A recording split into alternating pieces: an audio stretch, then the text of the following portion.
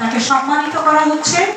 আজকের সভাপতি কবি সাহিত্যিক সম্মানীয় শিবশঙ্কর বক্সী মহাশয়। করতালিটা একটু জোরে জোরে হোক, হল একদম কেঁপে যাবে, প্রত্যেকেই স্মরণীয়। আমাদের এই সাহিত্যাঙ্গনের যে রঞ্জনটি কষ্ট করতে হচ্ছে, তাতে যারা এসছেন প্রত্যেকেই আমার আন্তরিক শ্রদ্ধা, শুভেচ্ছা, ভালোবাসা। আমাদের আজকে যে 5টা বই বেরোবার কথা ছিল, সেই 5টা বই আজকে বেরোচ্ছে। যে যখন লেখা দিয়েছেন তাকে আমরা তাদের সেই কথাই বই দেবো আমরা। আমাদের 5টা বই, যার যে কর্ণধার ছিলেন শিবব্রত মৈত্রের বাবা সুধীন মৈত্র, উনি এখনো জীবিত আছেন। ওনার বয়স 105 বছর বয়স। উনি এখনো জীবিত আছেন, আসতে পারলেন না শারীরিক অসুবিধার জন্য। তো ওনার সুযোগ্য পুত্র শিবব্রত মৈত্র 5টা বই সম্পাদনা করেছেন।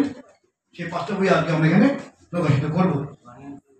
কিছু কিছু কবিকে আমি বলবো যে আপনারা লোকে মিসগাইড করবেন না। আমি কারণ নাম বলছি না, ছোট্ট ঘটনা বলছি আমি।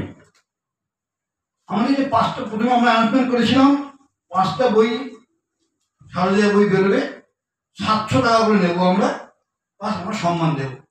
তবে আমাদের পরিষ্কার লেখা আছে 5টা বই লেখা দেবেন, 5টা বই দেবো, আমরা মঞ্চকে সম্মান দেব।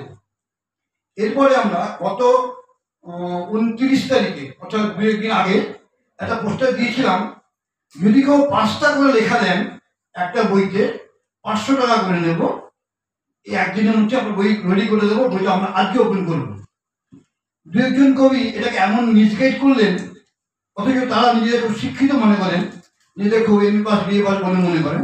তাহলে মিসগাইড করলেন কি, যে আপনারা কি বলছেন, আপনারা এই বলছেন 700 টাকা, এই বলছেন 500 টাকা, তো অর্থটাই বলতে পারেনি।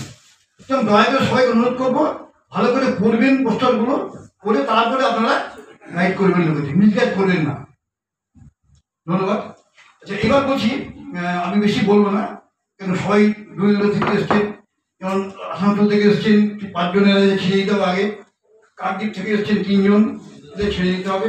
সুতরাং আমরা বক্তৃতা বাড়াবো না, কিছু সংক্ষেপে বাড়ছি। আপনারা এসছেন, আবার ধন্যবাদ জানাই। আপনারা সবার সঙ্গে থাকুন, আপনারা বই করুন, আমরা বই করার জন্য রেডি আছি। শিবব্রত বই আপনাদের করে দেবে, এবং অল্প পয়সা নিয়ে বই করি আমরা, এটা মনে মনে রাখবেন। ধন্যবাদ। আজকের